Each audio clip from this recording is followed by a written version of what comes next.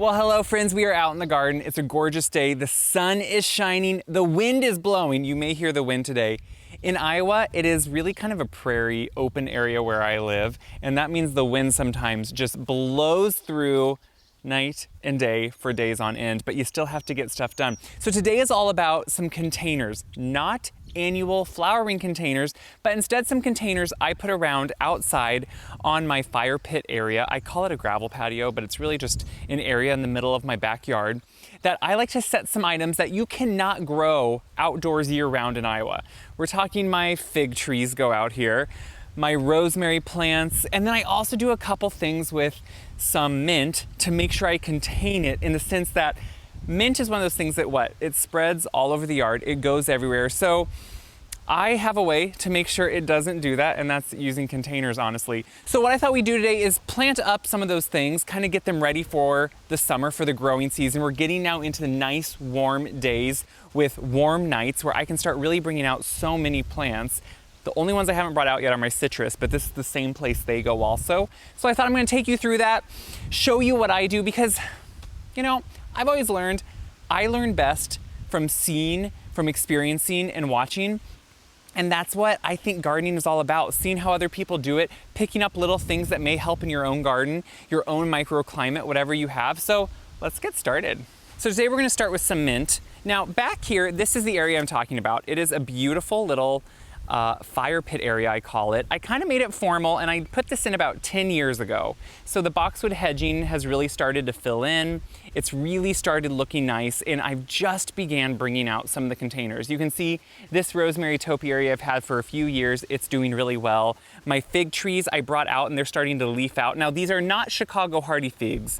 These are brown turkey figs. They're Corky's Delight figs. They're ones that you cannot grow in Iowa, but I love them, and I get beautiful harvest, 1 or 2 harvests a year from 2 of these trees, which is really fun. So I've brought them out. I brought some of my bay plants. We're gonna pot up a couple new ones today, but mint is the first big one I wanna talk about, because I don't like mint taking over the whole garden. If you have a good spot for mint and wanna put it in the ground, go ahead. It's like a ground cover, it takes over, it will give you so much, and that's wonderful. It has its time and its place. What I find is it does best for me in containers where I can keep track of it and know what it's doing. Now, my last mint plant in this large container, I had in here for 5 years, and it stayed outside over the winter. You're probably thinking, wait, outside? I thought you said, like it's in a container.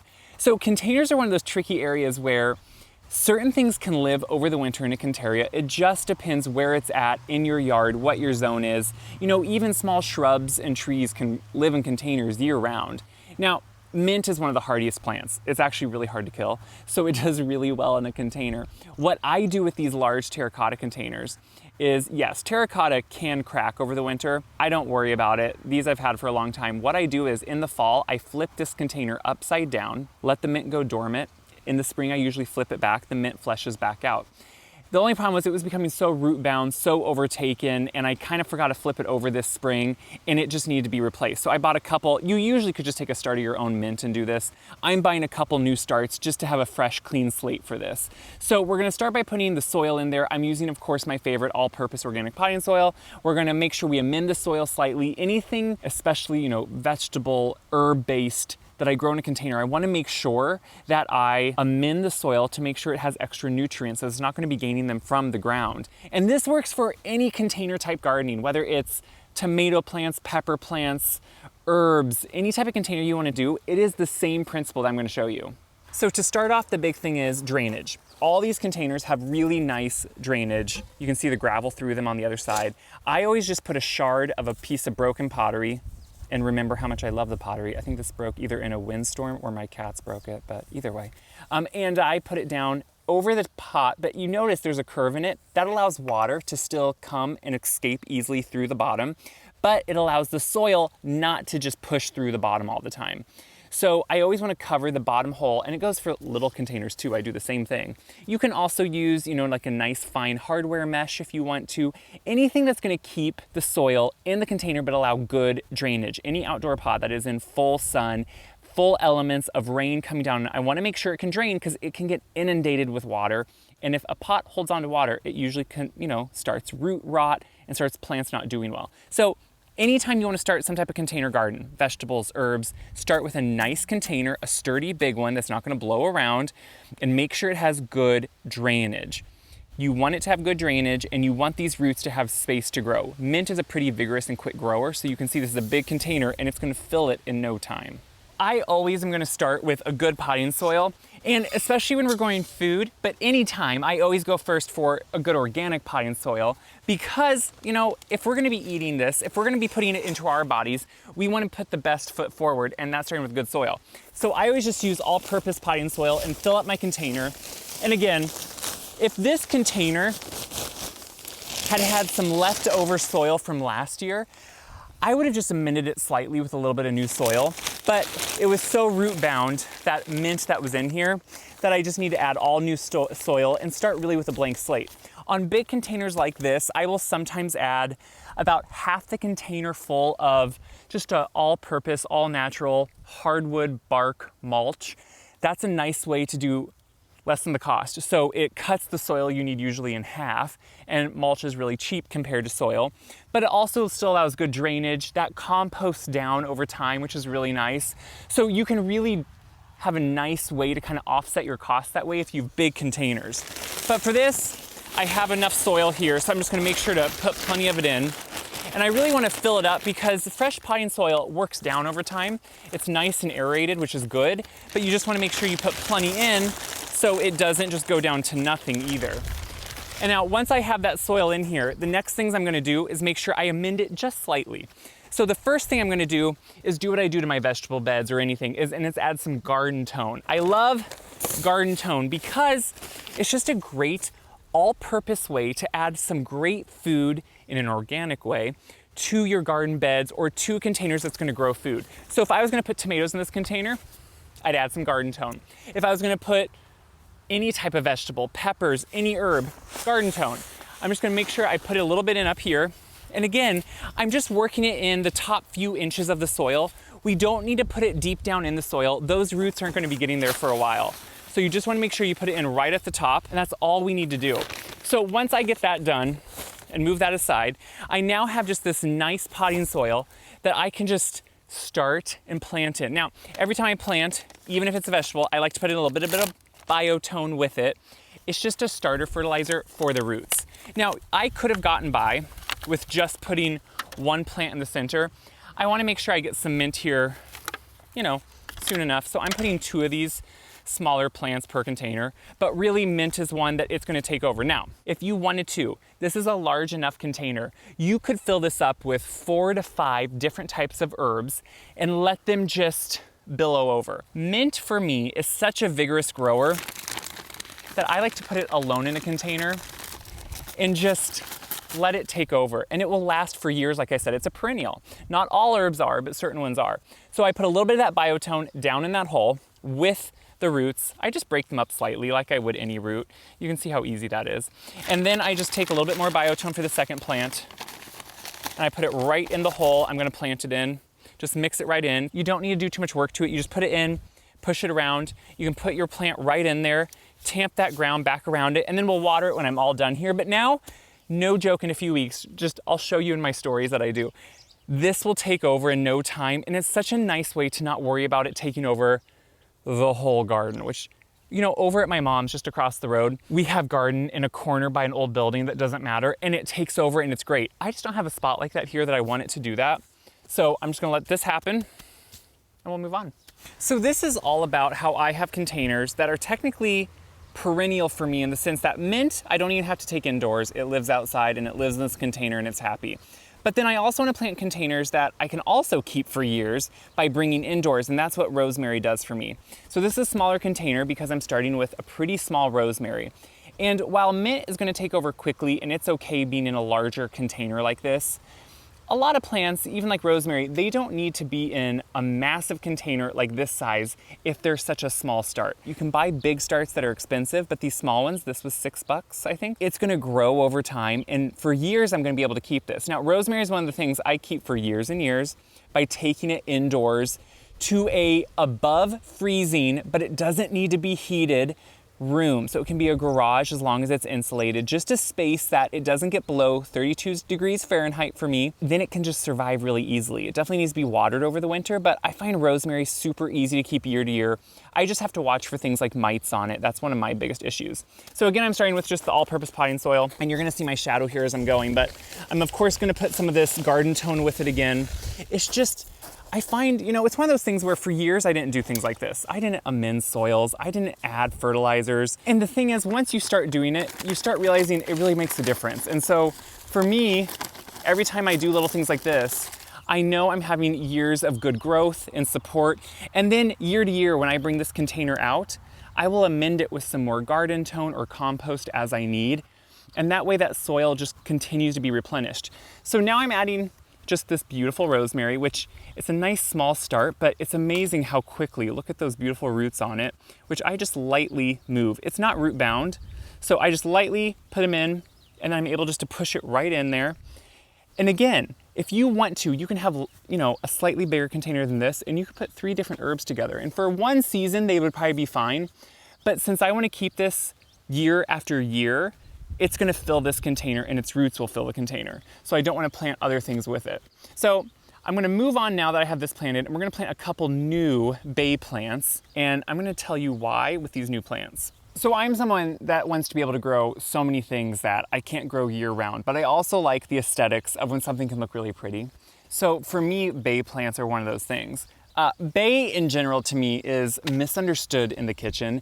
We have those old bay leaves in our spice cabinet that are usually in a jar. They look brown, dry. They've been there maybe for years.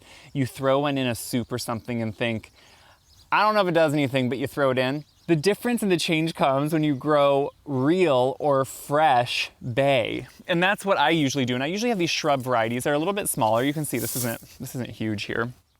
But what it does is it allows me to year round, I take this in just like I do my rosemary. I put it in my plant room and it just sits there. It can stay pretty cool all winter too. And it allows me to have fresh bay year round. You can buy fresh bay leaves now in most spice sections or like the fresh produce section of a grocery store with the herbs, but they're expensive. This thing, you buy it once and for years you have these fresh bay leaves you can go out and get. And believe me, using fresh bay leaves will change your mind on bay in recipes. I'll throw this in sauces, in soups. It has such a much more forward flavor that you don't realize. I really do think it's a big difference. So what I'm though planting today are a couple bay trees. Now these are small, they're ornamental as you can see. So a couple years ago, I was at this shop, a fun shop, out when I was visiting my sister in Virginia. And the proprietor, the owner of the shop, had the most beautiful bay tree. And she said it was 20 plus years old. It was in a container that she brings in during the winter, sets outside in the summer. And it was gorgeous. And I could not get it out of my mind. So I finally found these small little topiary type ones that you can use the bay on still, that I'm gonna plant up. So I, in years, hopefully 20 years maybe, will have these gorgeous sized and just beautiful topiary bay trees. I feel like when you're a gardener, there's these little things that just excite you. This is one of those things for me. And so they're not always easy to find, but my local garden center got these in and I jumped on them right away. I had to get 2. So I thought we're gonna plant them up, and then all these containers I'm doing today are not just a one and done thing. You know, so many annual flowers we plant, you enjoy them maybe for the summer and then you have to throw them out. Well, things like this you can keep year to year, and you can use them in the kitchen, you can use them around your house, whatever you want. They're ornamental, they look beautiful outside, but they're also usable. That's what I love. So to do this, I'm gonna do pretty much the same process, and I'll show you. So I'm on the back of my gator now, right by the area where I'm gonna set it. And I did the same thing. We have all-purpose soil, we have garden tone, we have biotone to help get those roots going. Now, the biggest difference I wanna look at with these is their roots. Now, sometimes in containers, roots can be really root bound, where they're really tight. With these, I'm just going in and checking, and just with my hand, I can move them apart, I can just open them up, and that's perfect. I don't need to do more than that. If they were really encircling and tight and starting to strangle themselves, I would cut through them, I would open them up to really start pushing them to want to grow outwards and laterally. This is going to be just fine as it is, but I do need to make sure it's going to be at the right depth. Obviously right now, it's way too high. So since this is already growing into a topiary type tree, I want to make sure to keep this root flare and this level it's at no deeper. I don't want to plant this down below because that can actually really hurt a plant over time. So I want to make sure I have enough room in here that I can push that soil aside and make sure we can put this down at the level it needs to be. And again, remember that potting soil is going to adjust and it is going to settle slightly with time. So that's always something to account for when you're planting something that's going to be in here for a few years. So you can see I got it sitting down correctly, level with that soil, no deeper than it was. I'm gonna keep the bamboo on it for a while. I will remove these green pieces of tape. These are great while they're forming this topiary, but over time as that trunk grows, these are gonna tighten too much and they'll start strangling and cutting into it. So I will just put some nice like eco-friendly twist ties, or even sometimes I use nylon hose just because it doesn't damage and it allows stretch.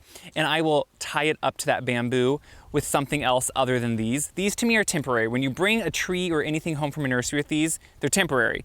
Remove these and do something much more safe for over time. But I'm gonna do the second one and then we'll be good to go.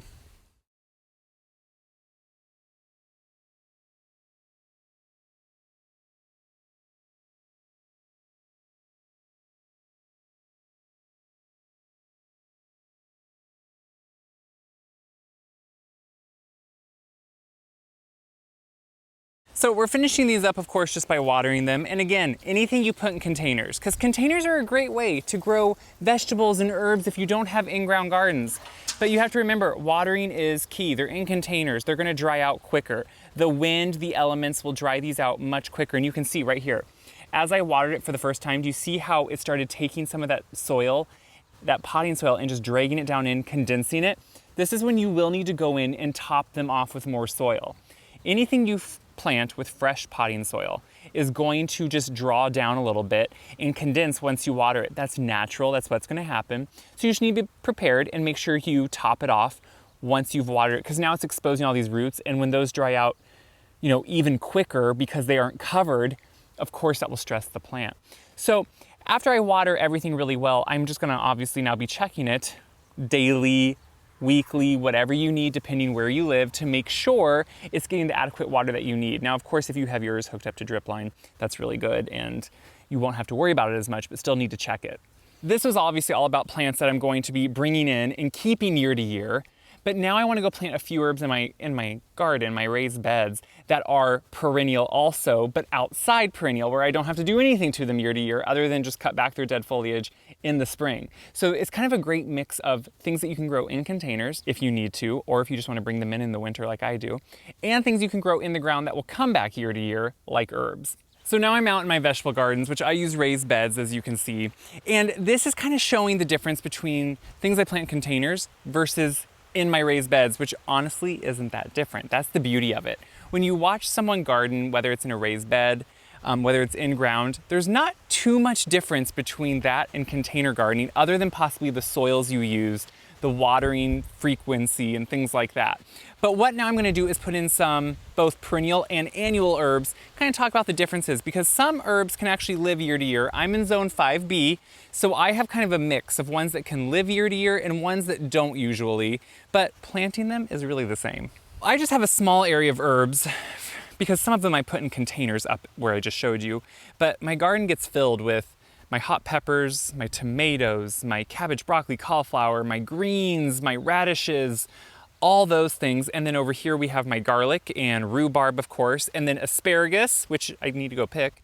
And then we have perennial onions right here, and shallots, the Dutch red shallots, which won't be ready here for a while. But right here in this little area are some herbs. Now, some of them, this is the second year for them. So French tarragon, this is, well, actually the second or third year. It dies back as a perennial.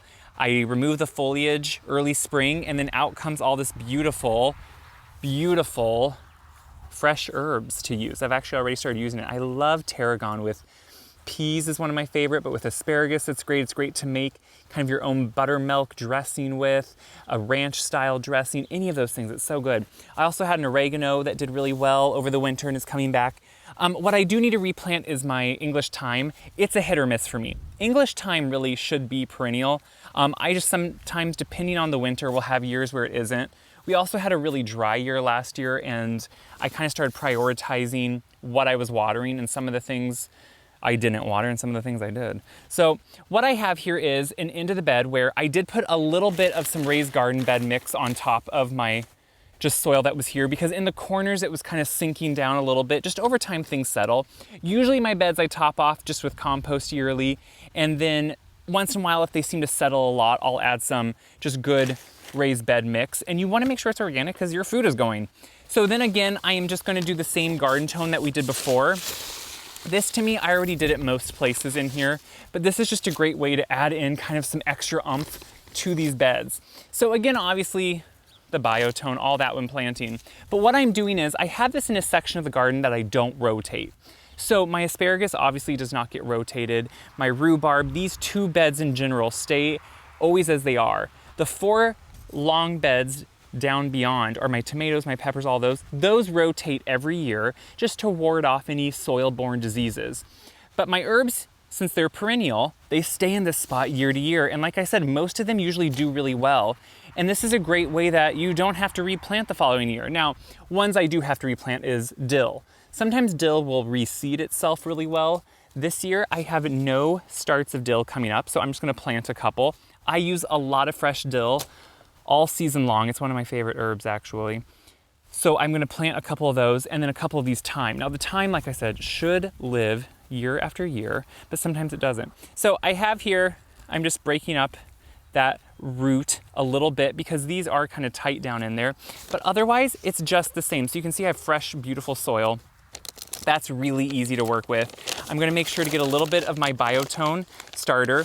Again, it's just a nice root stimulator. It really does make a little bit of a difference to put some down in that hole. Put your nice plant right in there, and now this will be happy. Years in the past, I had big, massive herb gardens, but what I found over time was just a few select herbs that I use a lot are what's important to me, and it's more important to me to have the rest of the room for other things like the shallots, like the garlic that I have here, a lot of garlic. And I prioritized and didn't just plant lots of herbs that I don't use, because that ended up not being useful for me. So I'm gonna finish planting these all and then we'll wrap up. So within a few seconds, all that is planted, and you can see it's super easy. But what the point of this all was to show was there's all types and all ways to garden. Herb gardening to vegetable gardening, it can be done in both containers, it can be done in the ground, it can be done in raised beds. All of it has the same principles, and the only thing that changes is possibly the types of soil you use. When you're working with containers, you definitely want to work with all-purpose potting soil. When you're working in raised beds, a good raised bed mix or making your own mix is going to be important for good drainage, aeration, making sure the roots can get through and have some nutrients. And then obviously in the ground, you're gonna have your topsoil, and you may just want to amend it with some good compost over time, or something like Garden-tone every so often. So all these things work the same, and they can work for a small patio, for a door stoop even, just put 1 or 2 containers, or for a large garden. And it can give us food, it can give us product, it can give us the things we buy at the grocery store, and that's what's exciting about it. You know, I think so often we think of gardening as so much work. We think of the gardens our grandmas had or our moms had, thinking how often they toiled in them. And honestly, gardening can be done on any scale, and it doesn't have to be a lot of work. So enjoy gardening, get excited about gardening, and take these same principles and tricks and tips and hopefully apply them to yourself. That's what I hope this is all about, and I hope it gets you excited, because gardening can be exciting. It can work for everyone. So as always, share these videos around. It helps me immensely. Check my website out, wyseguide.com, to see all the recipes that I make where I use all the things that I grow. I can them, I preserve them, I bake with them, I cook with them. I love to use everything I grow. That's the point of it. So happy gardening. I have to go now water this stuff. That's the exciting part.